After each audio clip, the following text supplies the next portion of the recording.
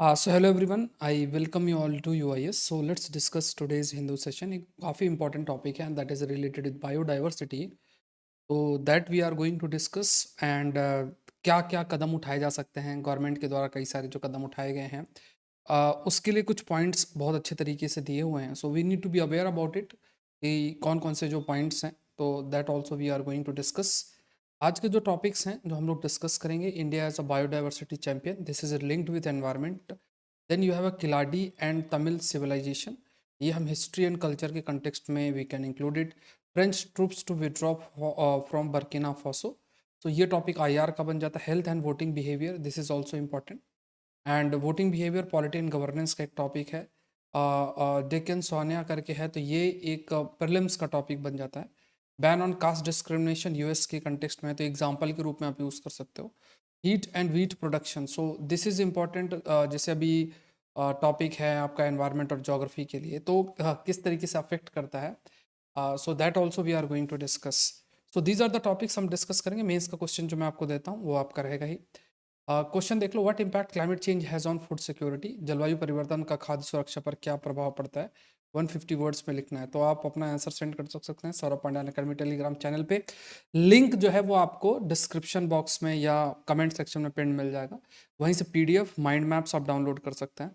The Hindu session के mind maps थोड़ा वो रात को आता है, पीडीएफ आपको तुरंत क्लास के बाद मिल जाता है. तो क्लास की टाइमिंग यही, आपका जो सेशन 9:30 के बीच में ही आपका अपलोड हो जाता है वीडियो. एंड आप अपना नोट्स बना सकते हैं. मॉर्निंग के अंदर 7 AM को आपका इंग्लिश में, कंप्लीट इंग्लिश में प्रीलिम्स बूस्टर सीरीज़ होती है. हिंदी में भी लाना है उसको. तो ये दोनों चीज़ें हैं. प्रीलिम्स बूस्टर सीरीज़ है इंग्लिश हिंदी में भी, वो जल्द से जल्द आएगी. देख लो, ये क्वेश्चन है, क्वेश्चन का आंसर आप कर सकते हो. ऐसे बहुत सारे क्वेश्चन हैं जो प्रीलिम्स बूस्टर सीरीज़ के अंदर कवर किया जाता है. इंडियन एक्सप्रेस, पीआईबी, बहुत सारे ऐसी चीज़ें हैं जिनको कवर किया जाता है, तो आप लोग गो थ्रू हो सकते हैं. The world first international summit on responsible use of artificial intelligence in military was recently commenced in the. Comment section में let us know what will be the answer. Last में हम लोग इसके बारे में डिस्कस करेंगे. तो this session is presented by me, my name is Saurabh Pandey. आप मुझसे जुड़ सकते हैं अनअकैडमी में. देखो, अनअकैडमी में जाओ, यूपीएससी सीएससी सेलेक्ट करो और प्लस का सब्सक्रिप्शन आप ले सकते हैं. और presently I am taking science tech का कोर्स है. इसमें लगभग 500 to 600 टॉपिक्स जो एडवांस साइंस टेक के टॉपिक्स हैं, 2 साल के अंदर जो हैं न्यूज़ में रहे हैं, वो everything will be covered. Prelims 2023 के लिए बहुत इंपॉर्टेंट ये कोर्स है. इसके अलावा भी आईआर, एग्रीकल्चर और एनवायरनमेंट इकोलॉजी का भी कोर्स आएगा, तो ये भी आपको ध्यान में रखना है. This is very very important, उसको भी आप लोग ध्यान रखें. एडवांस कोर्स जो science and technology for prelims 2023 की अगर हम बात करें, तो इसको आप ज्वाइन कर सकते हैं. ये कोर्स आने वाले हैं. आज फ्री क्लास होगी प्रीलिम्स के. फ्री क्लास एक ये 9:30 बजे है और ये 4 बजे. ये 28 तारीख तक आपका स्पेक्ट्रम और जनरल साइंस के NCERT I will cover.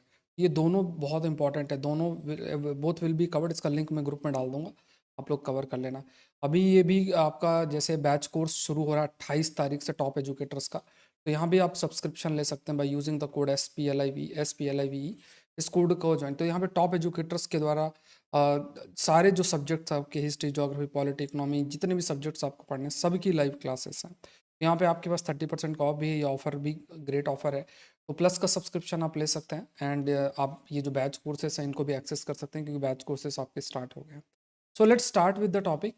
And this is linked with the biodiversity conservation. Biodiversity की अगर हम बात करें, तो biodiversity again a very important aspect.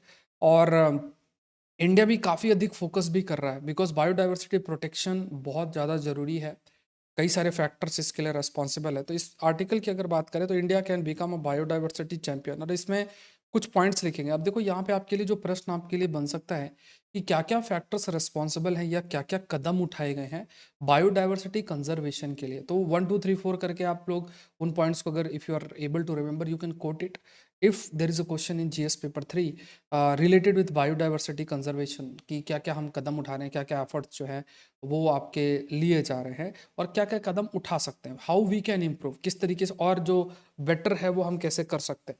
तो ये सब चीज़ों पर जो है वो आपका फोकस किया गया. तो यहाँ पे देखो, इम्पोर्टेंस की बात किया जाए, प्लैनेट बायोडाइवर्सिटी की काफ़ी हद तक फोकस भी किया गया. जो अभी एक समिट भी हुई थी, that is United nation biodiversity conference in जो मॉन्ट्रियल कनाडा के अंदर हुई थी.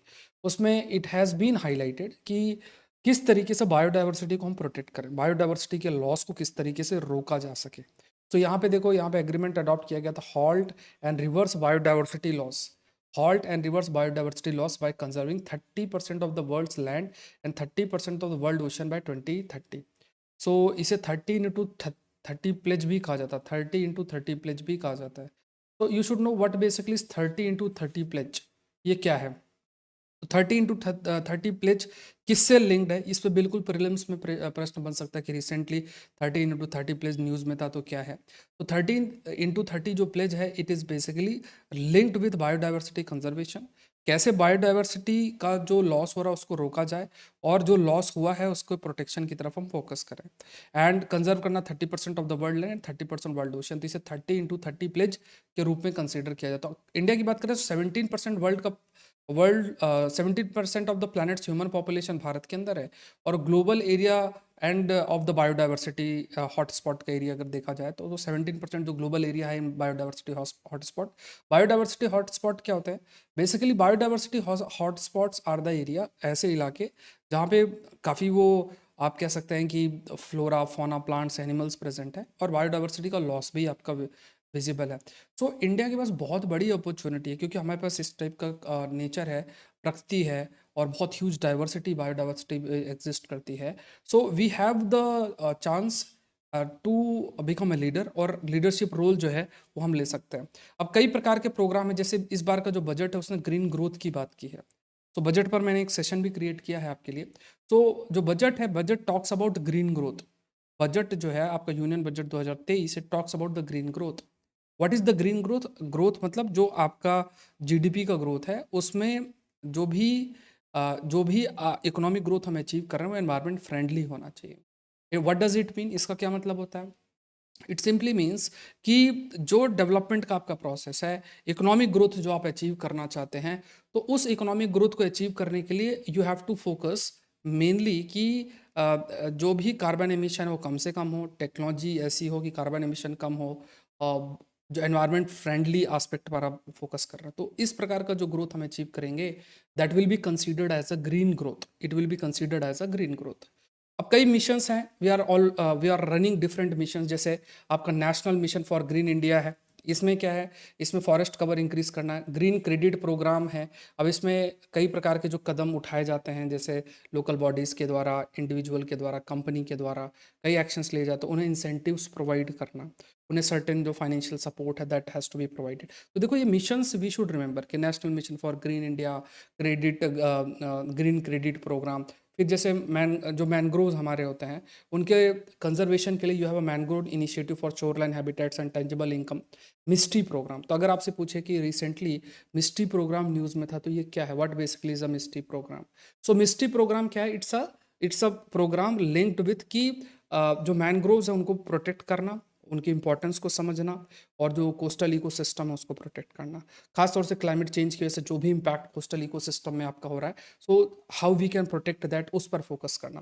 फिर आपका prime minister programme for restoration awareness nourishment amelioration of mother earth, PM PRANAM करके भी एक है।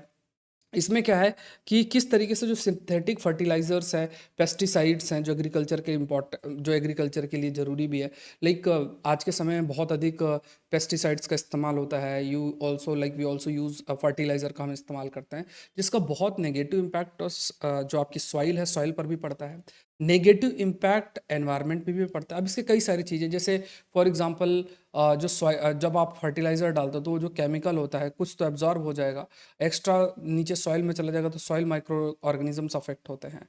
कई जो वॉलेटाइल नेचर होता है तो ऊपर चले जाते हैं, एटमॉस्फेयर में ऐड ऑन हो जाते हैं, कई पानी में बह के आसपास की वाटर बॉडी में चले जाते हैं, तो कई इसके इम्पैक्ट है। तो इस पीएम प्रणाम अगर आपसे पूछे कि रिसेंटली न्यूज़ में था ये क्या है, किससे रिलेटेड है, किस प्रकार से हम सिंथेटिक फर्टिलाइज़र, किस प्रकार से जो पेस्टिसाइड्स हैं, जो कीड़े मारने की दवा है, उसको कैसे उनके यूज़ को रिड्यूस कर सकते हैं।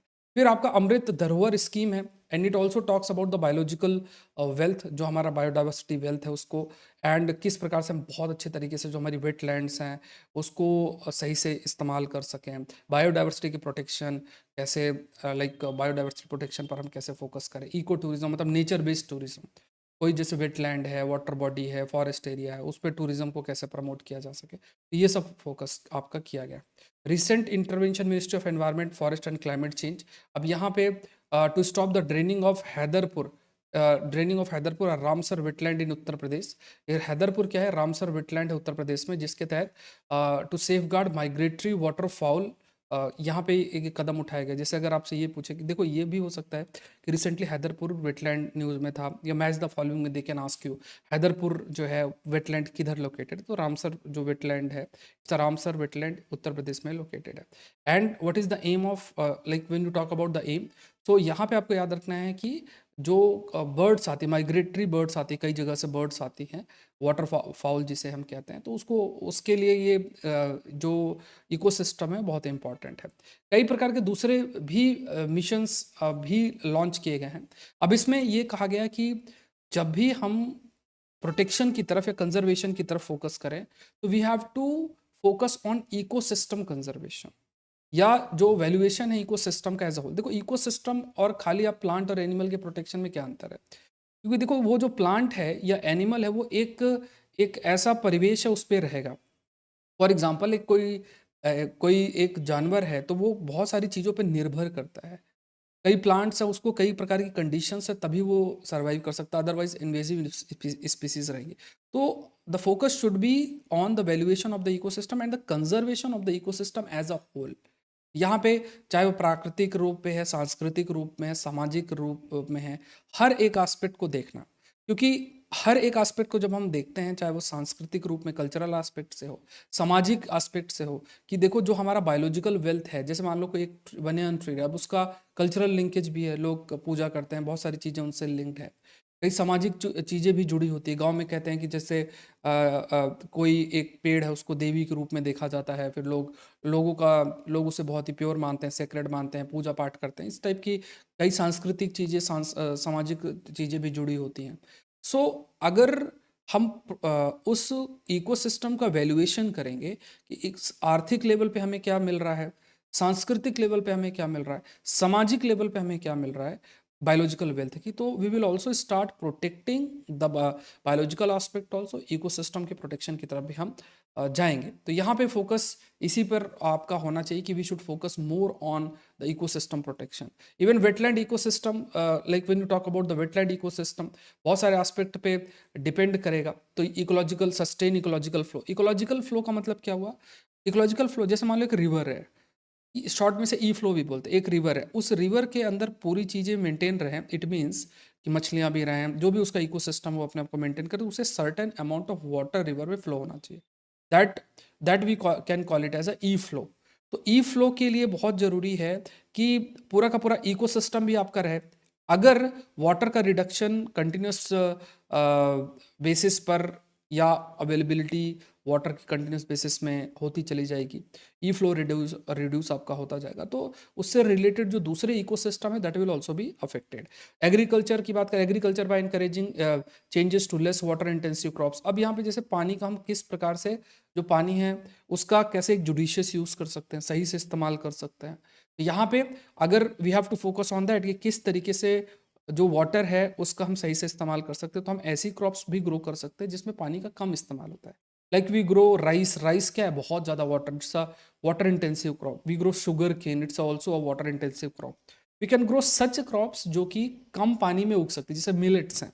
2023 को इंटरनेशनल ईयर ऑफ मिलेट्स के रूप में भी आपका कंसिडर किया गया। तो यहाँ पे वी कैन फोकस कि कैसे हम ब्लू या जैसे वाटर है, वाटर से रिलेटेड इंफ्रास्ट्रक्चर है, उसको कैसे इन्हांस कर सकते हैं। तो we can focus on grey and blue green infrastructure. All these infrastructure है, जैसे वेस्ट वाटर का ट्रीटमेंट है, ग्रे इंफ्रास्ट्रक्चर। ब्लू है, वाटर से रिलेटेड है। ग्रीन है, ऐसा इंफ्रास्ट्रक्चर जो खासतौर से एनवायरमेंट फ्रेंडली एस्पेक्ट हो। तो हर एक इंफ्रास्ट्रक्चर को कैसे हम कंबाइन करके overall water recycling, urban areas में वाटर रिसाइकलिंग आप कर सकते हैं, वाटर की जो अवेलेबिलिटी उसको इंक्रीज कर सकते हैं, साफ पानी सबको मिले। तो इसके लिए पूरे इकोसिस्टम का प्रोटेक्शन तो जरूरी है, सर्टेन इंफ्रास्ट्रक्चर है उस पर भी इन्वेस्टमेंट की जरूरत है, and then we can further proceed. तो कई जो स्टेप्स की जरूरत है, जैसे स्टेप्स की अगर बात किया जाए तो green India mission it has is concern implementation should focus on ecological restoration. Ecological restoration, ये आप पॉइंट आप याद रखना। ऐसा नहीं कि आप सिर्फ कुछ प्लांट्स को ग्रो कर दो, कुछ आप ट्रीज को ग्रो कर दो तो वील स्टार्ट, ऐसा पूरा जो इकोसिस्टम है उसका प्रोटेक्शन हो रहा है। वी हैव टू फोकस कि पूरा जो इकोलॉजी है, इकोसिस्टम, इसको कैसे रिस्टोर किया जा सके। उसके लिए जो एक कनेक्टिविटी, इकोलॉजिकल कनेक्टिविटी है, मतलब अब प्लांट है, नदी है, पॉन्ड्स हैं, लैंडस्केप है, ये सब चीज़ें एक दूसरे से जुड़ी होती हैं। इसे हम क्या कहते हैं, इकोलॉजिकल कनेक्टिविटी। और इसमें कई प्रकार, कुछ माइक्रो ऑर्गेनिजम्स हैं, बर्ड्स हैं, एनिमल्स हैं, सब चीज़ें, एक्वेटिक एनिमल्स हैं, तो सब इससे भी जुड़े होते हैं। So when you talk about कि हम यहाँ की बायोडाइवर्सिटी कैसे प्रोटेक्ट करें, so for that we need a ecological restoration as a whole. ऐसा नहीं कि वी आर जस्ट फोकसिंग कि कुछ प्लांट्स हमने ग्रो कर दिया एंड हम उसको अचीव कर लेंगे। तो ये भी एक पॉइंट आपका हाईलाइट किया गया। दूसरा, इट हैज़ बीन हाईलाइटेड कि लोकल कम्युनिटीज़ का पार्टिसिपेशन। अब ट्रेडिशनल नॉलेज, पुराने ज़माने में जो लोग हैं, इवन जो हमारी ट्राइबल कम्युनिटी की भी हम बात करें तो बहुत ह्यूज नॉलेज वो रखते हैं।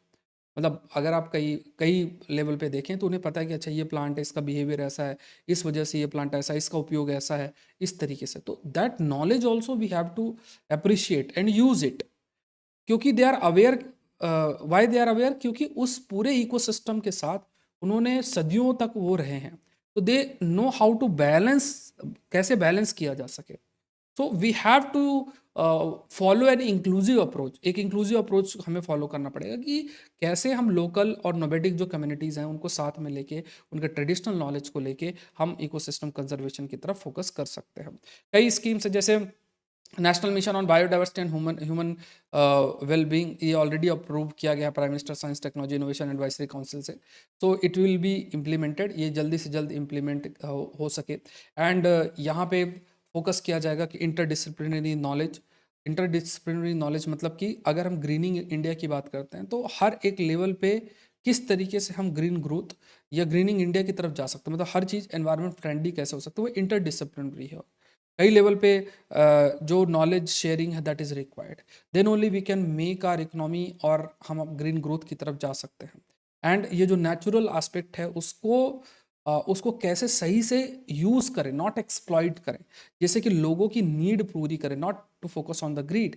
And we can become a leader in the area of biodiversity science, biodiversity conservation की तरफ हम आगे बढ़ सकते हैं। अच्छा, इसका पीडीएफ मैं आपसे शेयर करूंगा Saurabh Pandya academy Telegram channel पे। इसका माइंड मैप का मैंने एक झलकियां आपको कम्युनिटी पोस्ट में कल डाला था, देखना आप। तो माइंड मैप भी इस पूरा का शेयर होता है, तो उस चैनल को आपको ज्वाइन करना है।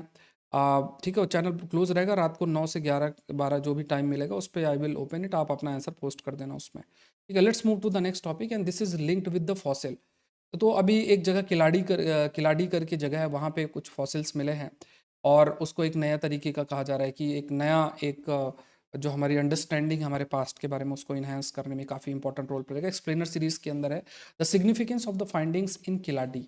तो अब ये किलाडी जो है ये साउथ तमिलनाडु के रीजन में है, मदुरई डिस्ट्रिक्ट और अलोंग द वैगई रिवर है। तो ये थोड़ा जोग्राफिकल चीज़ आपको देखना है। एंड ये कहा गया कि इसके माध्यम से ये जो एक्सकवेशन हुआ है इसमें ये पता चल रहा है कि तमिलनाडु का जो रीजन है, संगम एज के दौरान वैगई रिवर के अलोंग यहाँ पे अर्बन सिविलाइजेशन थी। जैसे Indus valley civilisation is also considered as a urban civilisation. तो अर्बन सिविलाइजेशन थी वहाँ पे वैगई रिवर के पास संगम एज के दौरान तमिलनाडु में। तो ये कहा गया, तो why Keeladi link to Sangam age. Sangam age basically अगर देखा जाए तो संगम पीरियड आपका 3rd सेंचुरी BC से 3rd सेंचुरी CE तक के रूप में कंसिडर किया जाता है। और इस समय बहुत सारे जो रिनाउंड पोएट थे इस दौरान, तो एक आते थे, इकट्ठा होते थे और उस पर जो भी चर्चाएं हैं वो आपकी होती थी। तो ये जो टाइम पीरियड है फ्रॉम 3rd century BC to 3rd century CE, ये जो पीरियड है संगमिज, बहुत इंपॉर्टेंट कंसिडर किया जाता है तमिलनाडु के लिए। एंड ये जो फाइंडिंग है, तो कई प्रकार की कुछ गैप्स एग्जिस्ट करते हैं। जैसे इवन हमारा जो हिस्टोरिकल, अब आप आज से 2000 साल पहले तो वो जा नहीं सकते हो, तो आपका जो नॉलेज है वो किस पर निर्भर करता है। इट ऑल डिपेंड्स ऑन कि आपको कई सारी चीज़ें मिली, उसको आपने इकट्ठा किया, उसके बेसिस में आपने सोचा कि पास्ट में ऐसा रहा होगा, एज के आपने कैलकुलेट किया। बट कुछ गैप एग्जिस्ट करते हैं, जैसे मान लो iron age 12th century BC से 6th century BC to early historic period 6th century BC से 4th सेंचुरी BC। इसमें कुछ कल्चरल की सांस्कृतिक डेवलपमेंट इन पीरियड्स के बीच में कैसा हुआ है, उसमें कुछ गैप्स है। तो ये जो अगर जानकारी फिल होती है तो किलाड़ी क्या, तो ये जानकारी फर्दर हमें हेल्प करेगी इन गैप्स को फिल करने के लिए। दूसरा, इसे इंडस वैली सिविलाइजेशन से भी कंपेयर किया गया। It has been compared with the Indus valley civilisation. And also it has been said कि दोनों रीजन में जो कल्चरल गैप एग्जिस्ट कि इंडस में किस तरीके से डेवलपमेंट हुआ, साउथ में किस तरीके से डेवलप हुआ। एंड इट इज सेड कि ये भी एक अर्बन सिविलाइजेशन, इसे वैगई वैली सिविलाइजेशन के रूप में भी कंसिडर किया जा सकता है। तो जो भी गैप एग्जिस्ट करता है like with iron age material south India, यहाँ पे कुछ एक लिंकेज भी खिलाड़ी प्रोवाइड आपका करता है। अब कई सारी चीज़ें मिली हैं यहाँ पे देखा जाए तो, कई प्रकार की, जैसे पॉटरी मिली है, ब्राह्मी स्क्रिप्शन के बारे में कुछ मिला है आपका, ठीक है। तो बहुत सारी ऐसी चीज़ें मिली हैं। अब जो चीज़ें मिली हैं उतना तो याद नहीं रहा। टेराकोटा जो क्रूड फॉर्म में बनाया जाता है स्कल्पचर, क्रूड फॉर्म में, जैसे पुराने ज़माने में या अभी भी देखोगे तो मिट्टी का ऐसा कुछ बना दिया खिलौना टाइप, तो टेराकोटा का एग्जाम्पल है। तो ऐसे बहुत सारी चीज़ें हैं आपकी मिली जो कि हाईलाइट करते हैं कि ये भी एक important, it is also an important, एक प्रकार का कल्चरल एस्पेक्ट से देखा जाए कि ये एक इम्पॉर्टेंट आपका अर्बन सिविलाइजेशन इस समय एग्जिस्ट करती थी। चाहे डाइंग इंडस्ट्री हो, डाई करने के लिए होता, बेड इंडस्ट्री हो पहनने के लिए, गोल्ड के ऑर्नामेंट्स हों, बैंगल्स हों, ये सब चीज़ें जो है थोड़ी बहुत आपकी मिली। और भी सारी टेराकोटा और इस सब में आपका मिला है। नेक्स्ट टॉपिक देखते हैं। This is related with Africa and ये जो माली है वहाँ पे जो डेवलपमेंट है उसके से रिलेटेड है, इंपॉर्टेंट टॉपिक है ये भी। तो माली आपका जो देश है वो यहाँ लोकेटेड है, और फ्रांस आपका यहाँ लोकेटेड है। तो माली बेसिकली जो देश है वो एक प्रकार से अगर देखा जाए तो माली जो देश है वो फ्रेंच कॉलोनी थी। जैसे इंडिया फ्रेंच ब्रिटिशर्स कॉलोनी थी, इस तरीके से माली फ्रेंच कॉलोनी थी। ये माली की बात किया जाए तो यहाँ पे काफ़ी सारे, देखो क्या है कि अफ्रीका के अंदर, जैसे यहाँ नाइजीरिया नाइजीरिया है, यहाँ पे जो टेररिस्ट ग्रुप एक्टिव है बोको हराम करके है, ठीक है। यहाँ पे सोमालिया है, सोमालिया, यहाँ जो टेररिस्ट ग्रुप एक्टिव है उसका नाम है आपका, आई थिंक अल शबाब, अल शबाब करके, शबाब करके एक टेररिस्ट ग्रुप है। तो यहाँ पे देखो ऐसी जगहों पे जहाँ पे पॉलिटिकल स्टेबिलिटी नहीं है, हम क्या करते हैं, वी थिंक कि जो बहुत ही स्टेबल एरियाज़ हैं वहीं पे हमारा फोकस है। तो मतलब भारत विश्व के अंदर ऐसे बहुत सारे एरियाज़ हैं जो कि अनटच्ड है, पॉलिटिकल स्टेबिलिटी नहीं है, सबका अपना अपना एस्पिरेशन है। तो ऐसी जगहों में आईसिस जैसी जो टेररिस्ट ऑर्गेनाइजेशन, अलकायदा जैसी टेररिस्ट ऑर्गेनाइजेशन, उन्होंने पेनिट्रेशन इंक्रीज कर लिया है। क्योंकि एक तो सामाजिक स्टेबिलिटी नहीं है, इकोनॉमिक ग्रोथ नहीं है, पॉलिटिकल स्टेबिलिटी नहीं है, तो मौका मिल जाता है कि ऐसी जगहों में पेनिट्रेट करके अपने पैर जमाने का, तो वो अपना जो भी उनका एजेंडा रहता है उसको भी वो रन करते हैं। तो ये माली भी इसी से ग्रसित रहा है। और फ्रांस ने कहा कि हम जो है प्रयास करेंगे कि जो भी ये टेररिस्ट ग्रुप है वहाँ पे उनसे हम लड़ेंगे, मदद करेंगे। तो काफ़ी समय तक उसकी ट्रूप्स वहाँ पे थी, लेकिन अब उसने कहा कि जो प्रेजेंट सरकार है, जो प्रेजेंट सरकार आई है वो भी कू के तहत आई है, मतलब जो इलेक्टेड सरकार की जगह उसने कब्जा कर लिया, मिलिट्री लीडर ही है। तो उसने काफ़ी अधिक सपोर्ट एक तो रशिया से लिया, दूसरा जो टेररिस्ट ग्रुप्स हैं उन टेररिस्ट ग्रुप को भी सपोर्ट उसने किया। मतलब फ्रांस ने कहा कि अगर जो सरकार है वही हमारा सपोर्ट नहीं कर रही तो हमारे यहाँ रुकने को कोई मतलब नहीं है, इसलिए हम जा रहे हैं। दूसरा ये कहा कि रशिया से आप लोग इधर उधर का मदद ले रहे हो, रशिया भी यहाँ पे इंटरफेयर कर रहा है। लेकिन जो एग्रीमेंट इन्होंने साइन किया था उस एग्रीमेंट में, जो एग्रीमेंट साइन हुआ था उस एग्रीमेंट में ये चीज़ कही गई, इट हैज़ बीन हाईलाइटेड, मतलब कि हमने एग्रीमेंट क्यों ख़त्म किया। तो माली की सरकार ने कहा कि जिस पर्पस के लिए ये रुके हुए हैं, ऐसे बहुत सारे अटैक्स हैं जिनको रोकने के लिए इनके ट्रुप्स रुके, उसको ये रोक नहीं पा रहे हैं, तो इसका कोई पर्पज़ नहीं है कि यहाँ रोकें, हम खुद से कर लेंगे रशिया के सपोर्ट से, या जो ऐसा भी है हम खुद से कर लेंगे, आपको सपोर्ट का ज़रूरत नहीं है, ठीक है। तो ये चीज़ है, आईआर का टॉपिक है। अब इसमें आप पॉइंट हाईलाइट कर सकते हो, मतलब जैसे you are writing about Africa में क्या डेवलपमेंट हो रहा है आईआर के कंटेक्स्ट में देखा जाए, तो ये चीज़ आप हाईलाइट, इसका पीडीएफ में और आपसे शेयर करूंगा Saurabh Pandya academy Telegram channel पे। अगर आप सेशन लाइव देख रहे हैं तो लाइक बटन जरूर से प्रेस करें, to hardly take less than 1 second, इतना तो आप लोग कर ही सकते हैं। सेशन को शेयर भी करें, यूआईएस चैनल को सब्सक्राइब भी करें, कमेंट सेक्शन में अपना अटेंडेंस जरूर से दें, ठीक है। एक हैबिट डेवलप करें। सेशन की टाइमिंग ये 9:30 तक आपका सेशन आ जाता है प्रॉपर तरीके से, और 7 AM को आपका प्रीलिम्स बूस्टर सीरीज रहती है, फिर ये सेशन आपका है। तो वाइज फ्रांस विदड्रॉइंग, तो ये पॉइंट्स मैंने आपको एक्सप्लेन कर दिया। इवन फ्रांस ने भी कहा कि रशिया की जो private military company Wagner group है उसके साथ उस समय ये जो मिलिट्री गवर्नमेंट है अफ्रीका की, वो उन्होंने कुछ अपना अरेंजमेंट कर रखा है, ये भी आपका उनके द्वारा कहा गया। एंड बर्किना फासो जो देश है, बर्किना फासो, अच्छा यहाँ पे एक ये जो हमारा डिस्कशन है that is related with Burkina Faso. Mali में भी आपका डेवलपमेंट है, बर्किना फासो यहीं पे लोकेटेड है, बर्किना फासो जिसे हम कहते हैं।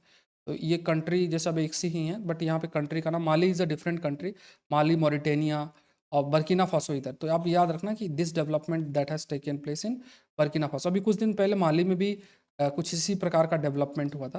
But here they are talking about the Burkina Faso, ये थोड़ा सा करेक्ट कर लेना आप। ठीक है, तो बर्किना फासो में जो हमने डिस्कशन किया रीजन सारा वही है, लेकिन बर्किना फासो के अंदर अभी जो लेटेस्ट डेवलपमेंट आपका हुआ है, बर्किना फासो ने कहा कि जो भी कदम उठाए गए हैं साहेल रीजन, जो ये साहेल रीजन हम कहते हैं, साहेल रीजन के रूप में, जो अफ्रीका का ये पार्ट है, वेस्टर्न एस्पेक्ट है, तो इसे हम साहेल रीजन भी हम कहते हैं। तो यहाँ पे बहुत सारे टेररिस्ट ऑर्गेनाइजेशंस एक्टिव हैं, इंसर्जेंट ग्रुप एक्टिव्स हैं। तो जो कदम उठाने चाहिए वो कदम नहीं उठाए जा रहे हैं। और धीरे धीरे जो penetration al Qaeda, Islamic state groups, ISIS की बात करें तो इनका जो पेनिट्रेशन है वो भी बहुत तेज़ी से बढ़ रहा है। अटैक्स कर रहे हैं, वायलेंस हो रहा है, बहुत लोग मर रहे हैं, फ्ली करना पड़ रहा है। और जो फ्रेंच ट्रूप है वो इतना सक्सेसफुल नहीं, क्योंकि ये लोग ये कहते हैं कि ये बाहरी ताकतें हैं यहाँ पे प्रेजेंट है, तो इस टाइप से और अटैक करने का प्रयास करते हैं। इस प्रकार का डेवलपमेंट देखने को मिल रहा है। नेक्स्ट देखते हैं, हु डू वोटर्स क्रेडिट और blame for the provision of health service. देखो एक टॉपिक आपके लिए है, that we call it as voting behaviour. एक टॉपिक है वोटिंग बिहेवियर, पॉलिटी गवर्नेंस का टॉपिक है। अब इसमें इन्होंने देखो आर्गुमेंट दिया है, and this is linked with health services. देखो कोई भी कंट्री, जिसे खासतौर से डेमोक्रेटिक कंट्री है, ये बहुत जरूरी है कि सरकार है उसको अकाउंटेबल किया जाए। मतलब जो अकाउंटेबिलिटी पार्ट है उस पर फोकस हमेशा से करने की बात की जाती है। Accountability, when you talk about the accountability aspect, तो अकाउंटेबिलिटी, सरकार कैसे अकाउंटेबल हो, तो अकाउंटेबल किस चीज़ के लिए? क्योंकि हम किसी सरकार को चुनते हैं तो हर एक कुछ जो सर्विसेज, बेसिक सर्विसेज, हेल्थ एक बेसिक सर्विस है। तो अगर हेल्थ फैसिलिटी नहीं मिलती है तो उसमें लोग क्या सोचते हैं कि कौन जिम्मेदार है। पहले इतना अवेयरनेस नहीं था, बट सभी को अब थोड़ा सा आइडिया लगे कि हेल्थ जो है, खास तौर से जो जिम्मेदारी है उस राज्य सरकार की आपकी होती है। कुछ लोग ये भी मानते हैं कि सेंट्रल गवर्नमेंट की जिम्मेदारी है। ऐसे बड़ी बड़ी संस्थाएं होती हैं, कई स्कीम्स जो है सेंट्रल गवर्नमेंट के द्वारा स्पॉन्सर्ड होती हैं, वो रन होती हैं। तो ऐसी बहुत सी स्कीम्स है, कुछ स्टेट के द्वारा आपकी आती हैं, कुछ सेंटर के द्वारा आती हैं।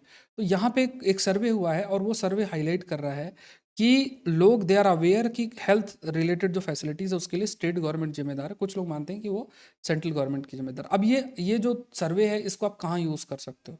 When you are writing about the, like polity governance का टॉपिक है, it is related with governance aspect, किस तरीके से गवर्नेंस है, सिटीजन पार्टिसिपेशन, गवर्नमेंट अकाउंटेबिलिटी, ऐसा कोई टॉपिक अगर आपका बनता है तो you can coat this example, इसको आप कोट कर सकते हो। तो ये चीज़ें लिखी हैं, सारी चीज़ें आप देख सकते हैं। ठीक है, तो पीडीएफ में आपसे शेयर कर दूंगा इसमें, तो you can just go through it. अब जैसे इसमें ये भी कहा गया है कि जो, जैसे मान लो कुछ लोग कह रहे हैं कि health services responsibility of the central government है, ये चीज़ भी आपकी कही है। नेक्स्ट देखते हैं, डिकन सोनिया फॉसिल। अब देखो भीम बेटिका है। भीम बेटिका में कहा गया, ये भीम बेटिका थी, ये प्रीलिम्स का ही टॉपिक है। तो यहाँ पे क्या है कि ये एक जीव था जिसका नाम था डिकन, डिकन सोनिया करके था। तो ये बैसल एनिमल है, ये कुछ इस प्रकार का था। ये आपको ऑस्ट्रेलिया, चाइना, इंडिया, बहुत सारी जगहों में इसका मिला, बहुत बहुत समय पहले, काफ़ी, I think millions years before भी था। यहाँ पे कहा गया कि भीमबेटका में भी ये फॉसिल मिला, ये बहुत न्यूज़ में चला था। अभी कहा गया कि वो फॉसिल जो आप समझते थे वो फॉसिल नहीं था, वो मधुमक्खी का छत्ता था। ये चीज़ आपके सामने है। तो आपको याद रखना, डिकन सोनिया भीमबेटका का जो इलाका है वहाँ पे कहा गया कि वहाँ उसका फॉसिल मिला था, रिमेन्स मिले। अब उसे करेक्ट किया गया, इट्स नॉट अ लाइक, ये जो डेक्कन सोनिया है, ये इट्स नॉट अ, मतलब उसका ये फॉसिल नहीं है, रादर ये फॉसिल की जगह इट्स अ बी हाइव, ये बी हाइव के रूप में है, ये आपको ध्यान में रखना है।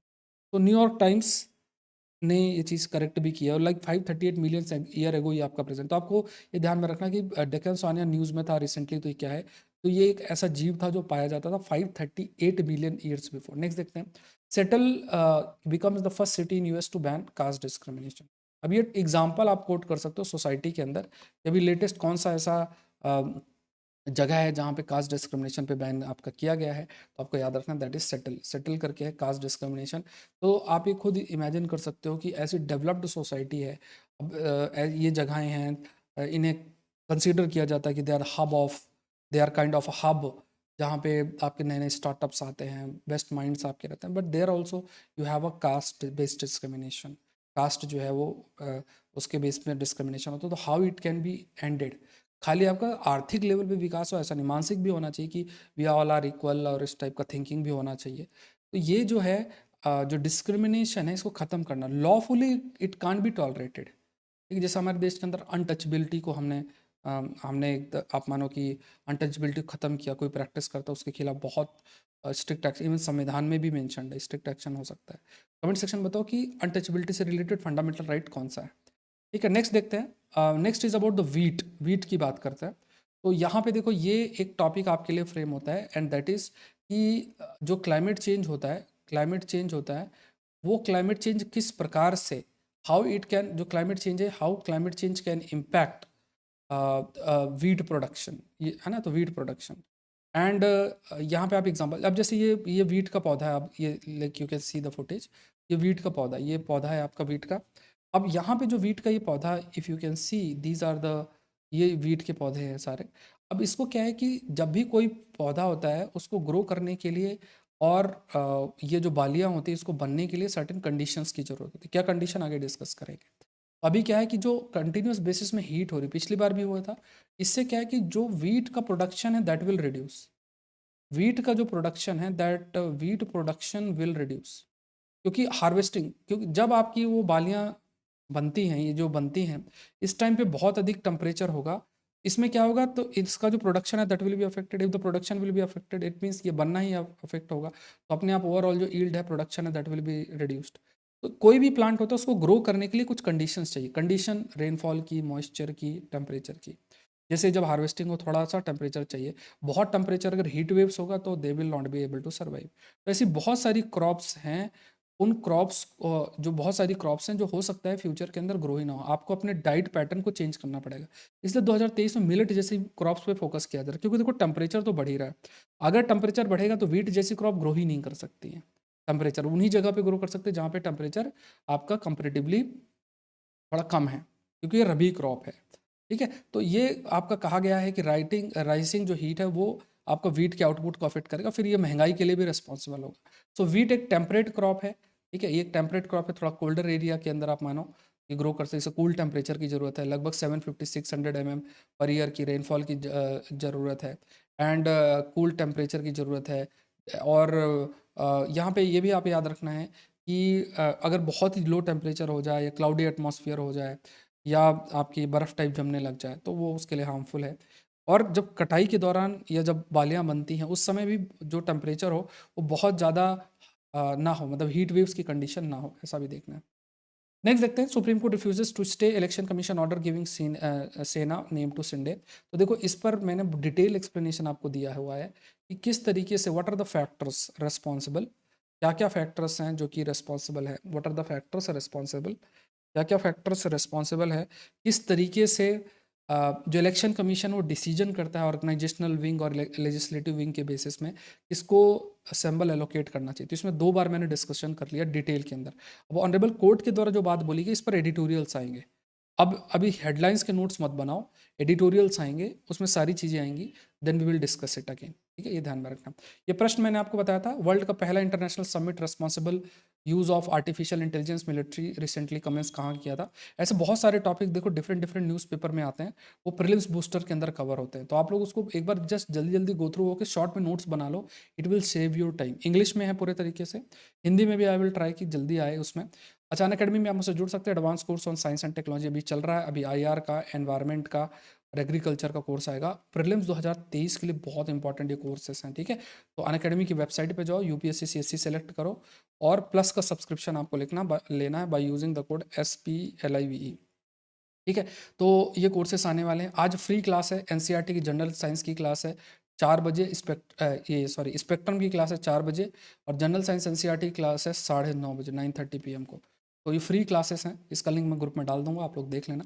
और अभी ये अगर आप 24 की तैयारी कर रहे हैं तो आरंभ बैच है, 28 तारीख से लॉन्च हो रहा है। डेली आंसर राइटिंग है, अनलिमिटेड एक्सेस है, सारे बैचेस को आप एक्सेस कर सकते हैं। यूज़ द कोड SPLIVE और आप ज्वाइन कर सकते हैं, लाइव क्लासेस हैं आपकी। ठीक है, तो लिंक आपको डिस्क्रिप्शन बॉक्स में मिलेगा। अभी ऑफर भी चल रहा है, और ऑफर खत्म होने से पहले आप इसका बेनिफिट जरूर से उठाएं, and use the code SPLIVE। तो आज के लिए इतना ही। ऑप्शनल भी देखो तो ऑप्शनल भी है, जैसे साइकोलॉजी है, एंथ्रोपोलॉजी है, एग्रीकल्चर है, ज्योग्राफी है, सोशियोलॉजी है, हिस्ट्री है, ऐसे सारे आपके ऑप्शनल्स हैं। तो वो ऑप्शनल्स भी आप लोग एक्सेस कर सकते हैं, देख सकते हैं। तो मेंस का क्वेश्चन देख लो, what impact climate change has on food security, जलवायु परिवर्तन का खाद्य सुरक्षा पर क्या प्रभाव पड़ता है। आंसर आप Saurabh Pandya academy Telegram channel पे सेंड कर सकते हैं। कल का जो बेस्ट आंसर है मैं ग्रुप में डाल दूँ, कम्युनिटी पोस्ट में आई विल पुट। तो आपको अपने आंसर को पोस्ट करना 9 से 11 बजे रात के बीच में, I will open the group. So thank you everyone, thank you. Session को जरूर से लाइक करें, यूएस चैनल को जरूर से सब्सक्राइब करें। Thank you.